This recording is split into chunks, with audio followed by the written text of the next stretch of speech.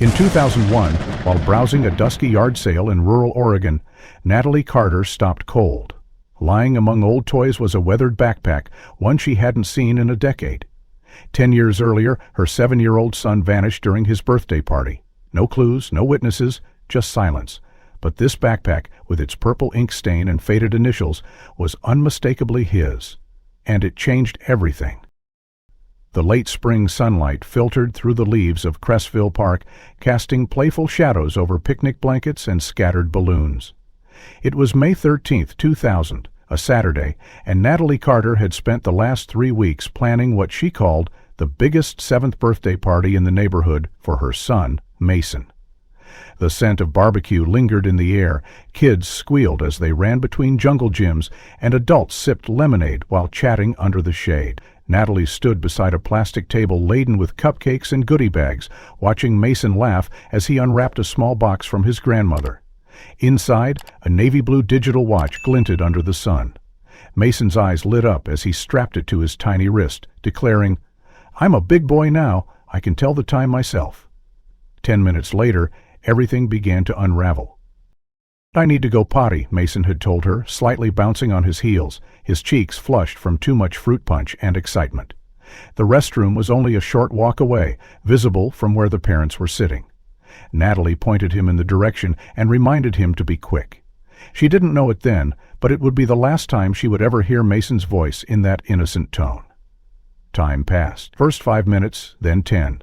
At 12 minutes, Natalie called for him. "Mason," she said, her tone light but increasingly alert. The other parents turned, one of them offering to check the restrooms. A minute later she returned, shaking her head. "No one's in there." Natalie's heart thudded. The initial search was frantic but logical, behind bushes, inside the playground tunnel, even under the picnic tables. But Mason was nowhere. By the time the police arrived, the sun had started to sink. They sealed off the park and began clutched everyone. Natalie clutched Mason's new backpack, still lying next to his unopened presents, and repeated over and over, he was just going to the bathroom. 2 hours later, an officer returned with something in a clear evidence bag. Natalie's knees buckled. It was the watch, Mason's birthday gift, still ticking, the minute hand trembling. "Found it in a public trash can," the officer explained, pointing to a metal bin over 200 meters from where Mason had last been seen. "It wasn't there during the initial search. Someone tossed it later." The next morning, detectives reviewed the park's surveillance system, only to discover another chilling detail. Between 1:15 p.m. and 2:45 p.m., the cameras had recorded nothing. One of the maintenance staff confessed that the cable connecting the power source to the CCC box had been accidentally cut during landscaping work, but when pressed, he admitted he couldn't remember seeing unusual or anyone unusual in that area. This detail, seemingly small, reshaped the investigation. The window between 1:15 and 2:45 was precisely when Mason vanished. Whoever took him had known the cameras weren't working or was unbelievably lucky. News of Mason's disappearance quickly swept through Crestville. The town rallied for search parties, and flyers with his freckled face were taped across coffee shops, schools, and highway rest stops. Volunteers combed the nearby woods and riverbanks. Dogs were brought in. Helicopters hovered for days. But after the first week, momentum slowed. By the end of the second week, the only remaining piece of evidence was that watch and a haunting silence. Natalie couldn't sleep. Her mind replayed every moment, every second of that day. How long had he been out of her sight? Who had been nearby? She couldn't stop wondering, had someone planned this? In interviews, the police admitted there were no known suspects, no fingerprints on the watch, and no clear motive. Natalie's ex-husband, Daniel, who had shown up late to the party, was questioned and cleared. A few teenagers who had been skateboarding in the parking lot were also interrogated, but nothing came of it. 3 days after the disappearance, Natalie sat alone in Mason's room, clutching his favorite stuffed lion, Leo. The watch had been returned to her in an envelope. Its ticking had stopped. She held it to her ear anyway, hoping to hear something more than silence. The days that followed Mason's disappearance unfolded like a slow-motion nightmare. Natalie barely left her house, her fingers trembling each time the phone rang, hoping for a ransom call, a sighting, anything. The local police kept reassuring her that they were working every possible angle, but their vague optimism only deepened her sense of helplessness. On the fifth day, Detective Laura Reyes, a sharp-gazed and calm demeanor, took over the case. She visited Natalie personally, sitting across from her in the living room where traces of the birthday party still lingered, deflated balloons clinging to corners, unopened presents stacked in quiet anticipation. "Mrs. Carter," Reyes began, "we've expanded the scope of our investigation. We're looking into known offenders within a 5-mile radius." Natalie's breath caught. "Known offenders?" "Yes," Reyes confirmed, flipping through a small notebook. "There's one name that came up. Carl Henley, lives just 2 doors down from you." Natalie stared blankly. "Mr. Henley? The retired mechanic who brought over peach cobbler every 4th of July? He'd helped her shovel snow last winter." "That can't be," she whispered.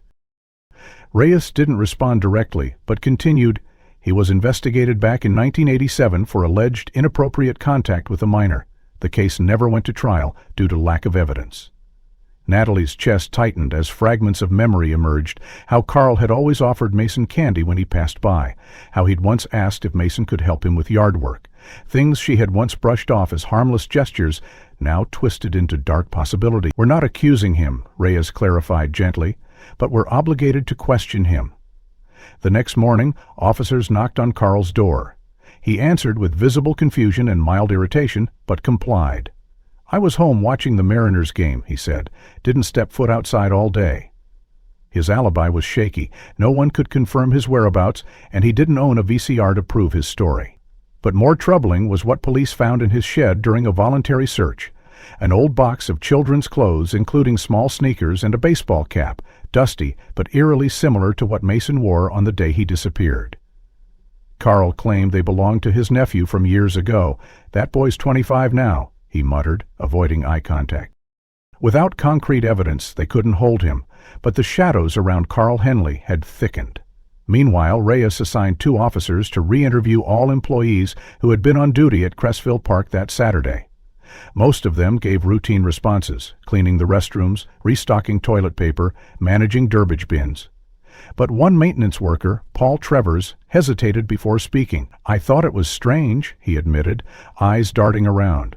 "I saw a kid, looked like Mason, walking near the maintenance trail behind the restrooms." Reyes leaned forward. "Alone?" Paul shook his head. "No, he was with someone, a man wearing a gray uniform like one of ours, but not anyone I recognized." "Gray uniform?" Reyes repeated. Paul nodded. "Looked official, had one of those reflective patches on the shoulder, but the name tag was smeared. Couldn't read it." This detail sparked immediate attention. Reyes requested a full roster of all park staff and contractors who had worked that day. None of them, maintenance or operations, wore gray. Crestville's municipal employees all wore forest green. No temporary workers had been scheduled either. It didn't add up. Later that evening, Reyes met with Natalie again. "There's a possibility Mason left the restroom with someone impersonating staff," she said. "This person may have known the park well enough to bypass cameras and lure him without a scene." Natalie's mind reeled. But who? Why? Reyes didn't have an answer yet, but she did know that the impersonation was no accident. Whoever took Mason had planned it carefully, timed the approach during a camera outage, wore an outfit that would blend in, and perhaps knew Mason's routine or family. "We're starting to think this was premeditated," Reyes said. Natalie looked at the floor, her hands clasped so tightly her knuckles turned white. She remembered Mason's fascination with uniforms, how he always waved at the mailman, how he once asked if he could be a park ranger when he grew up. A man in a uniform would not have scared him. Back at the precinct, Reyes ordered background checks on all past municipal employees, focusing on anyone who had quit or been dismissed under odd circumstances in the last year. It was a long shot, but she couldn't shake the feeling that the impersonator had been there before, had studied the park's patterns, knew the blind spots. Meanwhile, Natalie received an envelope in her mailbox. No return address. Inside was a single Polaroid photo, faded and slightly creased. It showed a playground, not the one at Crestville Park, but similar, and a child with short brown hair facing away from the camera. Natalie's heart dropped. The shirt was unmistakable, bright orange with a T-Rex print. She ran to Detective Reyes immediately. The photo was handed over for forensic analysis. No fingerprints, no writing, no date stamp, but it was something. Reyes issued a bulletin to other towns and precincts requesting information on any incidents involving gray, ununiformed individuals approaching children. And then, just as they began to feel like the leads were drying up again, a call came from a woman in a town 2 hours north. She worked at a thrift store. "I saw the news," she said, her voice shaking. "Last week, someone donated a bag of clothes. Kids' stuff. There was a jacket, had MAC stitched into the tag." Spring arrived again in Crestville, but nothing felt alive in the Carter household. The days grew longer, the trees bloomed along Maple Avenue, yet Natalie's world remained frozen in the moment Mason vanished. 12 months had passed since the birthday party turned into a nightmare, and the once bustling home was now silent, the walls holding on to a soundness that suffocated. Detective Reyes, though tireless for months, had gradually withdrawn updates, and when Natalie requested a formal meeting on the 1-year anniversary, the answer came through a carefully worded letter from the precinct. Due to the lack of viable leads and forensic evidence, the case of Mason Carter will be classified as a missing persons file. With no active suspect, the incident meets the legal threshold for non-criminal disappearance with suspicious context. The phrase felt surgical, like a blade severing hope from fact. Natalie sat in her car outside the station for over an hour, gripping the letter so tightly the edges curled. When she finally walked into her home, it was with the realization that they had moved on, and she was expected to do the same. In the weeks that followed, she found herself drifting, not quite grieving, but not healing either. Friends stopped visiting, flyers faded on telephone poles. The only people who contacted her were online strangers claiming to be psychics or parents of missing children themselves. One suggestion started to emerge from both official reports and hushed rumors in the town, that Mason had not been taken in violence, but in need, that someone, perhaps a couple unable to conceive, had stolen him not to harm, but to raise as their own. The media latched onto this angle with cruel optimism. "A new family for Mason," read one headline. The theory made Natalie sick, as if someone could love her son better than she did, as if he were better off somewhere else. "He wasn't abandoned," she muttered aloud, more than once, sometimes to his empty bedroom, or stolen. Daniel, her ex-husband, had moved to Utah less than 6 months after the disappearance. The loss had fractured what was already broken between them. He stopped returning her calls, except for holidays.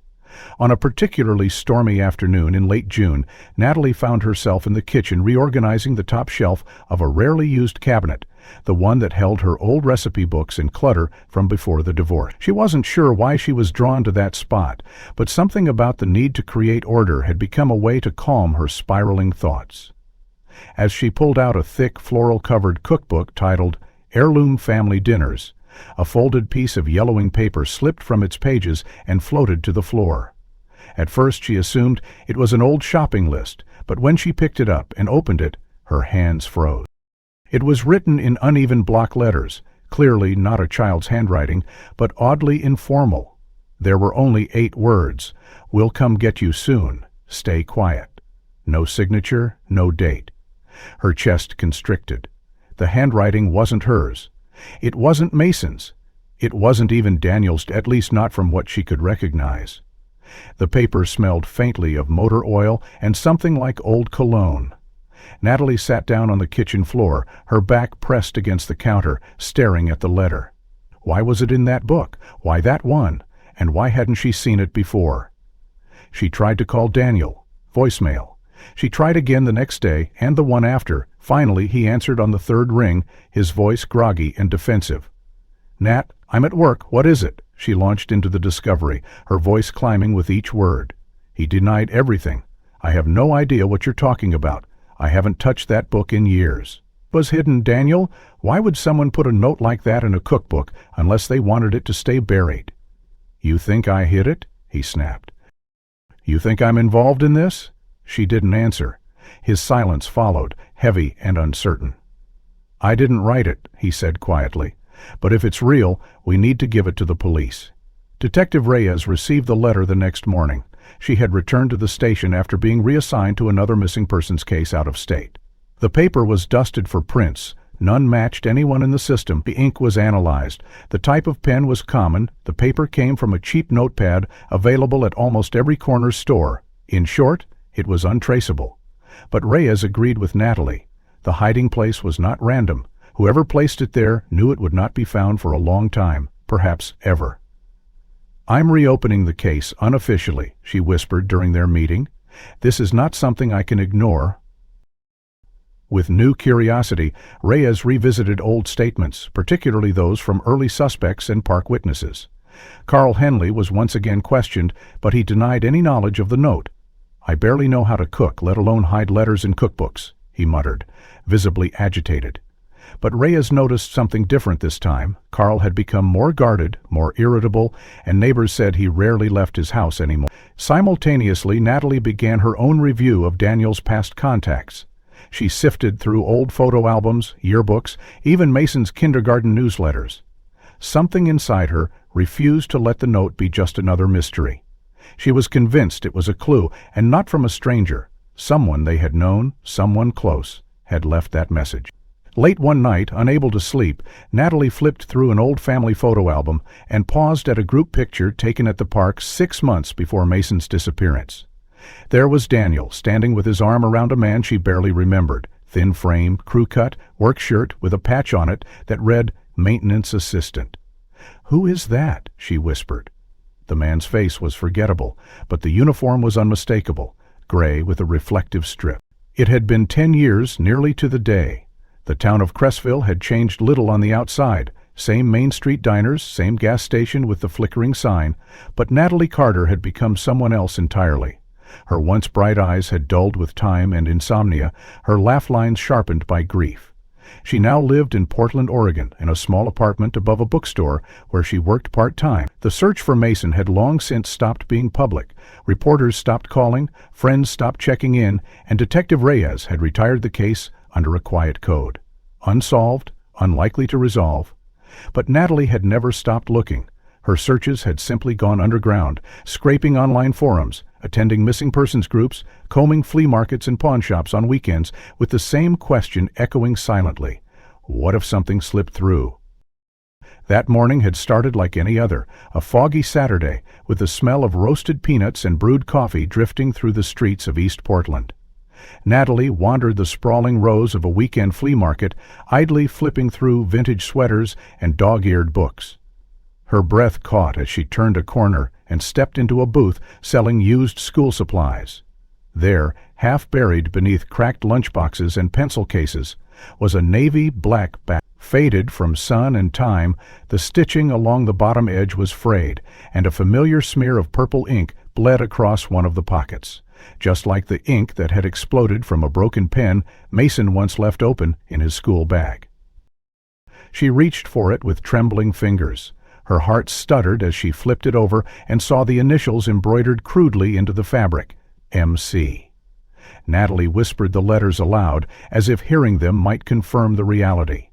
The vendor, an older woman with a crocheted shawl and a stack of old cards, glanced over. $2 if you want it, she said. Natalie opened the main compartment slowly. Most of the inside was empty. Crumbs, old eraser shavings, a small tear in the lining, but something about the weight of the bag felt uneven. Her fingers found the small zippered pocket along the side. She unzipped it, expecting perhaps a piece of gum or a broken toy. Instead, she pulled out a laminated library card. It was bent at the corners but still legible. Across the top it read Forest Ridge High School, and beneath that a name, Jason Miller. Natalie's blood ran cold. Mason had never attended high school. He was 7 years old when he disappeared. She blinked, staring at the name, the expiration date, the barcode. Her eyes drifted down to the issue date, September 2009, just 1 year ago. Her fingers tightened around the card as a nauseating wave of possibility washed over her. What if Mason had been living under a new name? What if this wasn't a coincidence? Forest Ridge was only 2 hours outside Portland. The timelines could align. The initials matched. She stumbled backward from the booth, her legs suddenly unsteady. The vendor called out, "You all right, miss?" Natalie nodded slowly, her lips dry. "Yeah, I'll take it." She paid in silence and walked out of the market, her steps quicker now, the backpack clenched against her chest. Back in her car, she stared at the library card again, then opened her laptop and searched for Forest Ridge High School, Jason Miller. It took only a few clicks to find a yearbook photo from the previous year. The face was there, 15, maybe 16 years old, with dark brown hair, slightly crooked smile, and eyes that struck her like lightning. It wasn't just the eyes. It was the nose, the shape of the chin, the faint scar above the left eyebrow, a scar Mason had gotten falling off his bike at 5 years old. She zoomed in, barely breathing. It couldn't be. And yet it had to be. Her first instinct was to call Reyes, but the detective had retired 2 years earlier. Instead, she dialed the non-emergency line at the Portland Police Department and requested a consultation. 2 hours later, she sat across from a young detective named Miles Denton, who listened carefully as she explained everything. Her son's disappearances, the note, the backpack, the card. "It's not substantial," he said cautiously. "But it's not nothing." He agreed to reach out to Forest Ridge High to check enrollment records. While he worked on that, Natalie contacted the school herself, posing as an alumni research volunteer. A woman in administration confirmed that a Jason Miller had enrolled in 2007 and withdrawn suddenly in mid-2009. No forwarding address, no transfer request. "He just vanished?" Natalie asked. "That's unusual, right?" The woman hesitated. "It happens, but—" "Yes, it's not common." That night, Natalie couldn't sleep. She laid the backpack on her dining table and sat before it like a sacred relic. She remembered Mason running down the hall with that very same bag bouncing behind him, calling for snacks, begging to stay up past bedtime.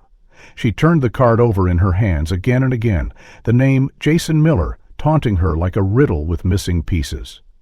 Who gave him this identity? Who enrolled him in school? Why did he disappear again in 2009? The next morning, Detective Denton called with a single sentence that made her drop the phone. "There's no birth record for any Jason Miller born in Oregon between 1993 and 1996 that matches this profile." The boy at Forest Ridge had been living under a false identity. That fact alone opened the case wide once again, and suddenly Natalie wasn't just chasing ghosts. She was chasing someone real, someone who might still be out there, someone who might still be Mason.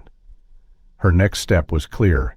She had to go to Forest Ridge, to walk its halls, to find out who remembered Jason Miller and why he had disappeared just 1 year earlier. Natalie arrived at Forest Ridge High School on a cloudy Wednesday morning, clutching the navy brown backpack like armor. The school, nestled in a quiet suburb east of Portland, had red-brimmed walls and tall windows framed by ivy, and looked every bit the typical American high school. But for her, it throbbed with possibility, with a truth that might finally tear the veil of silence that had followed her for a decade. She had called ahead, secured a brief meeting under the guise of following up on alumni records.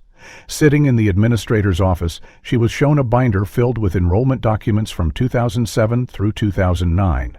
It didn't take long before she spotted the name, Jason Miller. The photograph beside it stole her breath. It was him, or someone who could be him, aged, different, but undeniably Mason beneath the surface. His eyes held that same deep-set gaze, curious and cautious all at once. "This student," Natalie said, trying to keep her voice steady. "When did he leave?" The secretary flipped through her notes. "He withdrew suddenly 6 months ago. No forwarding records, no request to transfer, just left." "Did he have family?" Natalie asked. "A garden on file?" "Just a signature from a man named Thomas Miller. No phone, no email, no listed occupation. We assumed it was a father or uncle." Natalie jotted the name down. "Did anyone ever visit the school with him?" "I think someone came in once," the secretary said, frowning. "Tall man, gray jacket, didn't say much. Looked tense." That detail stuck like a splinter in Natalie's thoughts. The gray jacket again. Always gray. Back in Portland, she met with Detective Denton, who had since opened an official file under the heading Unverified Identity, Jason Miller. She handed him the school photo and enrollment papers. He took one look and called the crime lab. The backpack, which had been sent in for analysis days earlier, had just finished its round of testing. An hour later, the results came through. Denton entered the room holding a single piece of paper. "It's a 99.2% DNA match with Mason Carter," he said. "The sample from the shoulder strap, skin cells, sweat residue, it's your son." Natalie's legs gave out beneath her, and she dropped into the nearest chair, her chest rising and falling with silent gasps. "So he was alive," she whispered. "He was alive in 2009. "More than alive," Denton said. "He was attending school, living under a new name, and then he vanished again." The implications burned like acid. Someone had not only taken Mason, but kept him long enough to raise him, rename him, enroll him in school, and then ripped him away again, just 6 months ago. "It's organized," Denton muttered. "Deliberate. We're not looking at someone mentally unstable. We're looking at someone patient, careful, possibly not acting alone." Natalie stared at the library card and the enrollment sheet, her fingers brushing over the name Jason Miller as if she could extract the truth through contact. Denton requested all available records linked to Thomas Miller, but the name yielded nothing. No government ID, no employment records, no tax returns. "It's a ghost identity," he concluded. From the start, Natalie suggested revisiting the original suspects, especially Carl Henley. "He's too old to have raised Mason this whole time," Denton argued. "But maybe he helped." Reyes, now retired, called Natalie that evening after hearing of the DNA match through an internal bulletin. Her voice was calm, but there was a tension Natalie hadn't heard in years. "If Mason was alive in 2009, she said, then there's a decade we can map. We just need to figure out who Jason Miller really was, where he went after Forest Ridge, and who took him there." Natalie nodded, even though she knew Reyes couldn't see her. "I'm going back to the school," she said. "Someone has to remember him." 2 days later, she was walking through the Forest Ridge cafeteria, now filled with chatter and trays of processed food. She approached a table of students who had graduated the year before. One girl, Maddie, recognized the name. "Jason?" "Yeah, he was quiet, weird, kind of sweet though, always kept to himself." Natalie showed her the yearbook photo. Maddie nodded. "That's him. I had art class with him everywhere." "Do you know where he lived?" Natalie asked. "Somewhere near River Glen Trailer Park," Maddie said, "but I don't think it was with his real dad. The guy who came to pick him up once didn't even look like him. They barely talked." That night, Denton and another officer visited River Glen. The manager confirmed that a man named Thomas Miller had rented Lot 38 for almost 2 years before disappearing in the middle of the night. No forwarding address, rent left unpaid by the sketchbook. The drawings were haunting. Faces, mostly. This same woman repeated over and over. Soft curls, tired eyes, always drawn in blue pencil. One picture showed a woman holding a small boy's hand. The caption read, "I think I remember you." The trailer at River Glen had offered few material clues, but the sketchbook changed everything. The forensic team scanned every page and lifted latent prints, which were entered into national databases. Days later, Detective Denton called Natalie with a tremor in his voice. "We got a partial match on a fingerprint," he said. "It ties back to a maintenance subcontractor named Thomas Ray McLean. Used to work under an alias, Tom Miller." "Jason's father?" Natalie asked, though she already knew the answer. Denton confirmed it. The real name belonged to a man with a patchy employment record, mostly small maintenance gigs across Oregon, Idaho, Nevada, and Northern California. No marriage license, no children listed. He never filed taxes under his legal name, always off the grid, Denton explained. But the most chilling discovery came from a work order filed in May 2000, just 2 days before Mason's disappearance. He was hired, Denton said slowly, to service security cameras at Crestville Park. Natalie's mouth went dry. "He cut the feed?" "We think so. He worked under a temporary city contract. He signed in under a false name, so his presence wasn't logged officially. But we tracked the ID number to his alias." "So he knew," Natalie whispered. "He planned it." Tanton didn't answer. He didn't have to. The deeper they dug, the darker it got. McLean and a woman named Georgia Alton had posed as Thomas and Linda Miller for nearly a decade. They had lived under at least 4 different aliases in 4 states, always disappearing before questions could catch up. In Boise, they were the Martins. In Reno, the Douglases. In Bend, Oregon, they had briefly been known as the Millers again.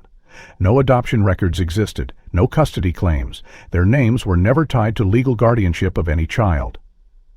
"This was orchestrated," Denton said during a meeting at the precinct.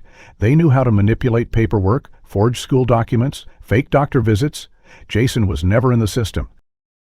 Natalie stared at the corkboard in Denton's office, now covered in photos, documents, strings connecting locations. She pointed at one old photo of McLean taken during a job interview in Idaho. "Look at the jacket," she said. Denton leaned closer. It was the same type of gray uniform the maintenance worker had described seeing in Crestville Park 10 years ago. "It wasn't coincidence," Natalie said, her voice brittle. "On purpose, to blend in." Further investigation into McLean's past revealed a history of arrests in his 20s for trespassing and theft.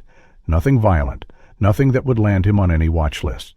But one police report stood out, dated 1987, involving an attempted break-in at a foster care agency in Spokane. "He was looking for a child," the officer had written, claimed to be rescuing his son.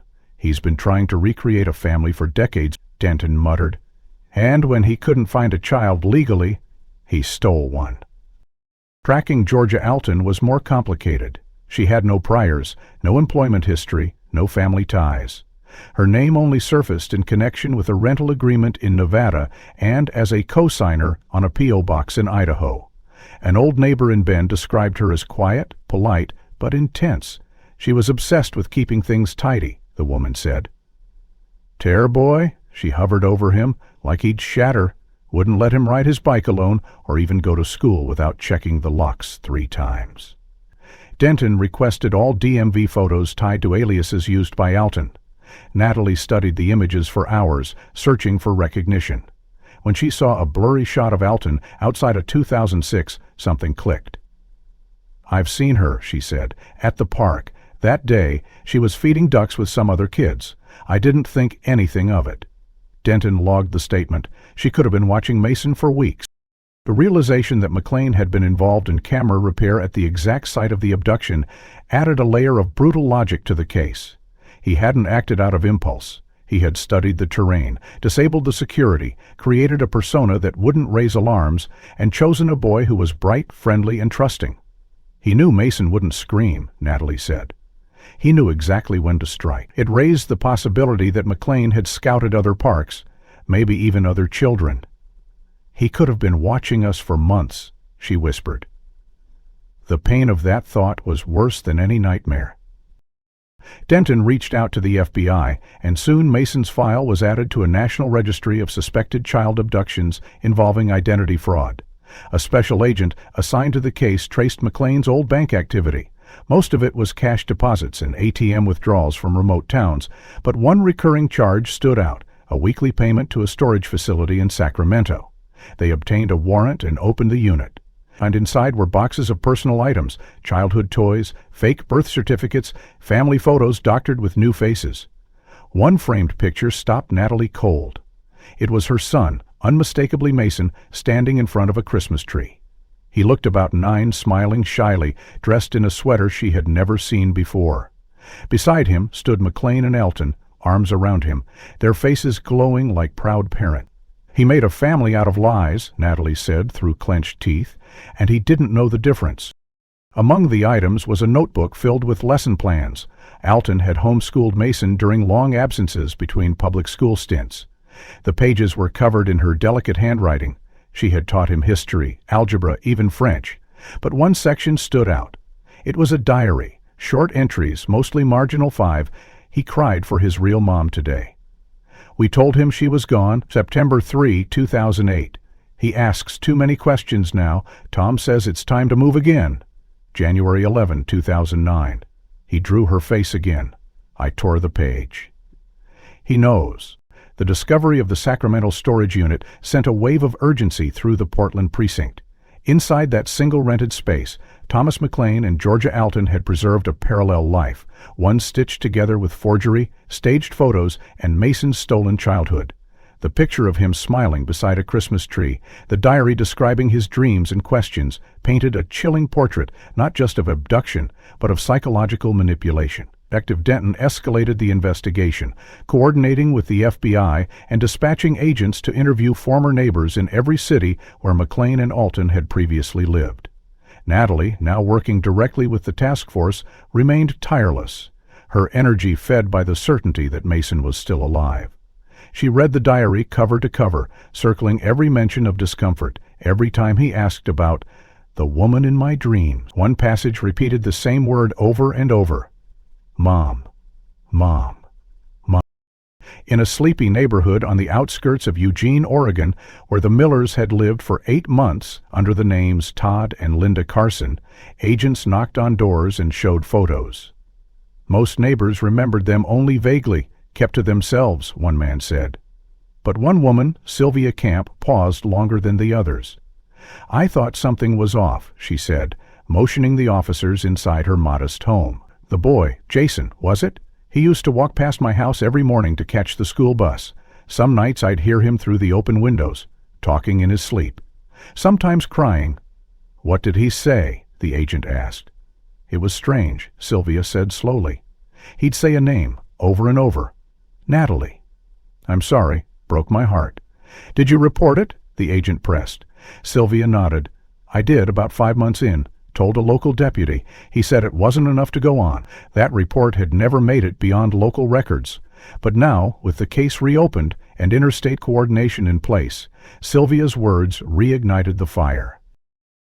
Using property tax records and P.O. box addresses, the FBI traced the couple's last known residence to a remote rural area north of Medford. The house was registered under a Shell LLC tied to Georgia Alton's alias. On the surface, it looked abandoned. Faded shutters, weeds curling up the front steps, but the mailbox was empty, the trash bins were clean, and a faint tire trail curved around the side yard. That was enough for the judge to approve a search warrant. On a gray morning under thick clouds, a convoy of law enforcement vehicles surrounded the house. Natalie stayed behind, pacing a motel room 2 towns away, clutching her phone, her breath shallow and hands damp. The search began systematically. Ground floor, upstairs bedrooms, basement. The house was almost eerily clean, stripped of personal belongings. But in the back room, officers noticed something strange, a section of carpet that didn't sit flush with the floor. Beneath it, a small steel trapdoor with a recessed handle, locked from the outside. They forced it open. The stairs led down to a narrow concrete chamber about 10 by 10 feet, with no windows, no sound, no light. The walls were padded with thick insulation, the kind used in recording studios. Soundproof. A single mattress lay in the corner, clean and folded. A plastic chair, a shelf with canned food and bottled water, and on the far wall, dozens of photographs taped and pinned in a strangely organized grid. All of Mason. Some were old, images clearly taken from his childhood before the abduction. Birthday parties, school photos, one of him brushing his teeth in his superhero pajamas. Others were newer, shots from playgrounds, store aisles, even school hallways. Pictures Mason never knew were taken. In the center of the collage was a photo from the park on the day he vanished, blown up, faded, showing a blurry version of his younger self walking toward the public restrooms. It's like a shrine, one agent muttered. They bagged everything. Forensics combed the room, pulling fibers, scanning for fingerprints. But the room wasn't the only thing that raised alarms. Inside a hidden drawer under the stairwell, officers found a burner phone. On it were GPS pings from 6 different states. The latest ping was from a town near the Washington border just a week prior. Inside the phone's notes app was a message, "Too many eyes, move again soon." It confirmed what Natalie feared, that McLean and Alton were on the run again, likely with Mason. But it also confirmed something else. He was still alive, and they were keeping him close.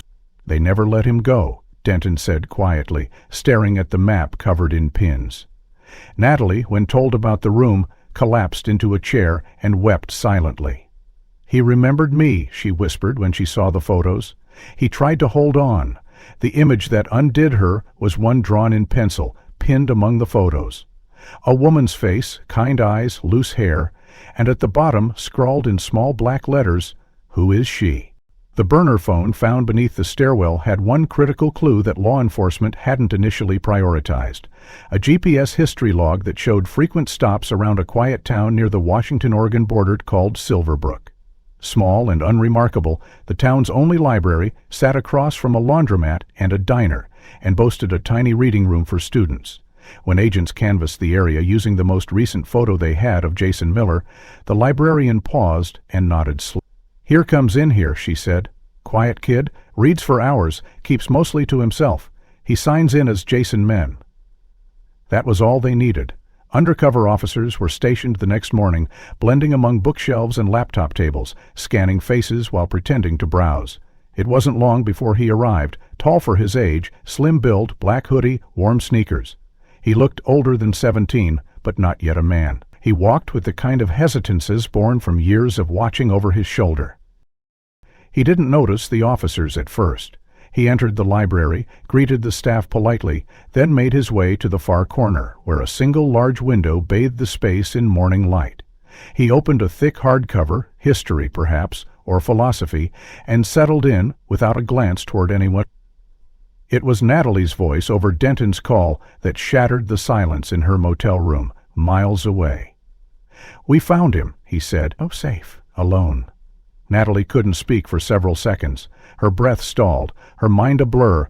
"Can I see him?" she asked, her voice trembling. Denton hesitated. "It's not going to be simple. He doesn't remember who he is." Those words struck her harder than any blow. She had spent years dreaming of a reunion, rehearsing every version of how she might hold him again, say his name, tell him he was safe, but she had never considered that he might not even know her. Later that afternoon, as officers gently escorted Jason to a nearby family services office under the pretense of a safety concern, Natalie arrived, clutching the one photo she had carried in her wallet for years. The one of Mason at 6, gap-toothed, grinning, his backpack slipping from one shoulder. Her name? Jason Miller. Age? 17. Where do you live? With my dad. He's working in Idaho right now. And your mom? Jason paused, his brows furrowing slightly.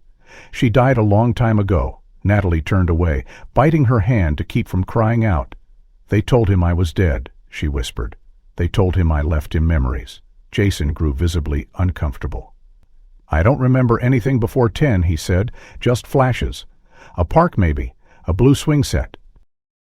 Natalie was brought into the room gently, introduced only as someone who had information about his background. Jason looked up, meeting her eyes, and she saw nothing in his expression, no flicker of recognition, no warmth, no spark. Hi, Jason, she said softly. My name is Natalie. He nodded cautiously. Okay, I just wanted to talk, she continued, to see how you're doing. He shifted in his chair. Do I know you? She smiled faintly. A long time ago. You were a little boy. You liked dinosaurs and peanut butter toast. You used to call me Mama Bear. His jaw clenched, his eyes darted toward the social worker, then back to Natalie. You're the lady from the photos, he said slowly. They showed me once, said you were dangerous, that you tried to hurt me. That's why we had to move. Natalie froze. Who told you that? My dad, and Linda. She said you gave me away. That's not true, she said quietly. They took you from me when you were 7, from a park in Crestville. He blinked, the muscles in his face tightening, but his posture remained rigid, defensive. I don't remember that. I remember them. They took care of me. They protected me. They lied to you, Natalie whispered, or hid you. They told you I was dead, but I never stopped looking for you. Jason's fingers curled into fists on his lap. They said you'd say this, he muttered. Said you'd come one day and try to confuse me, that you'd pretend to love me. The moment shattered something inside her. Years of hope, of imagining a tearful reunion, collapsed under the weight of conditioning and emotional scars her son didn't even know he carried. I understand, she said finally, her voice breaking. You don't know me, but I'm here. I've always been here. She laid the photo on the table between them. That's you, and that's me. Your real name is Mason. He stared at it, not touching it.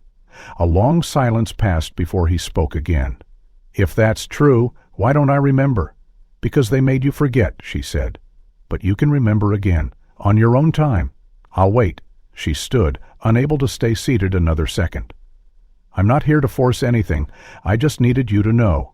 She left the room slowly, eyes brimming, knees shaking. Behind her, Jason sat still, the photo now in his hand, studying it as if trying to see through a fog that had been there for too long. In the hallway, Denton met Natalie with a steady hand on her shoulder. "It'll take time," he said, "but you got him back." The days following the reunion unfolded with an eerie quiet. Natalie remained in Silverbrook, occupying a small guest house provided by the county, while Mason, still under the temporary care of Child Services, received daily sessions with a trauma therapist and a forensic psychologist. They advised Natalie to give him space, to avoid flooding him with images or stories from a past he couldn't yet reconcile. She agreed reluctantly, but spent every waking moment rereading reports, combing through evidence, and speaking to every agent and officer assigned to the case. The deeper the investigation dug into Thomas McLean and Georgia Alton's lives, the clearer the grim picture became. A decade of lies, manipulation, and displacement, all traced back to a single, haunting trigger: grief. It was a fire report from 1998 in northern Idaho that revealed the first crack. A small house had burned down in the town of Sandpoint. The owners listed were Thomas McLean and a woman named Georgia Ann Fields, an earlier alias for Alton. No charges were filed, but the official cause was a faulty space heater. What the report didn't explain was the death certificate attached: an 8-year-old boy named Jeremy Fields, listed as their son. The child had perished in the fire. The tragedy never made national headlines, but local press documented a mourning couple who disappeared quietly after the funeral. The dates lined up too perfectly. 2 years after losing Jeremy, they re-emerged under new names, and just a year later, Mason Carter vanished from Crestville. Natalie sat across from Agent Denton as he read the report aloud. "They lost a son," he said grimly, "then stole one who looked like him." "Mason," she whispered, her hands trembling. He must have reminded them of the boy they lost. "They didn't just take him," Denton added. "They tried to recreate Jeremy through him, control his identity, his memories, even his name. That control extended far beyond names and routines." Forensics recovered from the Medford property had finally been processed, and among the most disturbing findings were hundreds of drawings kept in locked boxes, hidden behind false walls and beneath floorboards. Nearly all were Mason's: pencil sketches, charcoal studies, crayon doodles dating back over a decade. Many were childlike, fragmented, full of confusion and tension. Others, more recent, bore a sharpened focus: faces, dozens of them, almost always of women. The same hairstyle repeated in sketch after sketch: shoulder-length waves, parted to the side, soft like Natalie's. But the faces were distorted: smudged mouths, sunken eyes, jagged lines slicing across smiles. "Bill was drawing you," the psychologist said to Natalie. But through the lens of what he'd been told, Natalie stared at the images, recognizing the features even beneath the distortion. "They poisoned his memory," she said. "Told him I was the villain." One drawing struck her most. It was of a woman kneeling beside a boy, the background a blur of trees, perhaps a park. The woman's mouth was twisted into a sneer, her hand reaching toward the boy like claws. Scrawled across the top in red pencil were the words, "She comes in dreams." A journal found among Georgia's belongings shed further light. Written in tight cursive, it detailed her effort to guide Mason's emotional development through structured teaching and art. "He learns best through drawing," one entry read. "But sometimes he remembers too much. When he does, we draw the truth together." Another passage chilled Natalie to her core. "He dreamed of her again last night. I told him dreams lie. That the real woman gave him up. He cried." Drew her smiling. "I made him redraw it angry." The same journal chronicled the couple's growing paranoia. They believed the world would eventually try to steal him back, and began isolating Mason more in the final 2 years. They withdrew him from school, limited his access to internet and books, convinced him the world beyond their home was hostile. "Jason must believe in us," Georgia wrote. "He is ours now. He chose us, even if he doesn't remember it." Mason, in truth, had never chosen anything. Natalie watched as the investigative team pieced together the years she had lost, a childhood stolen and remolded by people shattered by grief who had projected their pain onto an innocent boy. What haunted her most was not just what Mason had endured, but what he had been denied, the safety of his real home, his identity, the chance to grow up knowing who he truly was. And now, standing just one wall away, was a young man who bore her son's name but carried someone else's memory. She visited him again at the center, bringing a small sketch pad and a set of charcoal pencils. "You used to draw," she said, placing them on the table. "Do you still?" Mason looked at the pad, hesitated, then nodded. "Sometimes, when I get anxious." "That's okay," she said. "Draw whatever you want." For several minutes he said nothing, then slowly picked up the charcoal. He didn't look at her. He began to sketch, first a circle, then hair, then shoulders. Natalie remained still, not daring to breathe too loudly. When he finished, he slid the paper across the table. The face was hers, still vague, still uncertain, but this time the mouth was gentle, the eyes soft, and there were no claws. "I dreamed this last night," he said quietly, "but it wasn't scary." Natalie's throat tightened. "Maybe that's because it's not a dream anymore," she whispered. "Maybe you're starting to remember." It began slowly, like frost thawing under a reluctant sun. The first time Mason said the word "Mom," it wasn't deliberate. They were at a small cafe near the rehabilitation center, a routine visit supervised by his therapist. Natalie had just ordered grilled cheese and tomato soup, a dish she remembered he used to love as a boy. When the waitress asked whose name to write on the order, Mason glanced at Natalie, then turned back and said softly, "It's for my mom." The word hung in the air, delicate and unassuming, but to Natalie it rang louder than any scream. She didn't respond at first, afraid that acknowledging it might break the fragile magic of that moment. Mason didn't correct himself either, and from that day, something began to shift. Therapy sessions became deeper. Mason no longer avoided questions about his past. With the help of a trauma specialist, he began to reconstruct memories from before he became Jason Miller. A smell, a song, a story, each became a breadcrumb leading him back to himself. He remembered the scent of lavender from Natalie's pillow, the warmth of her arms when she sang lullabies on nights he couldn't sleep. "You used to hum something," he said one afternoon. "Not words, just soft and slow." Natalie began humming right there, tentative at first, until his eyes welled with tears, and he said, "That's it." His memories came in waves. The name of his elementary school, the park with the big red slide, the way she made peanut butter toast with cinnamon on top. These weren't just facts, they were pieces of identity, colors returning to a faded portrait. The boy who had once lived under false names and silent rules now began to claim his real name again. Mason. Not Jason, Mason Carter.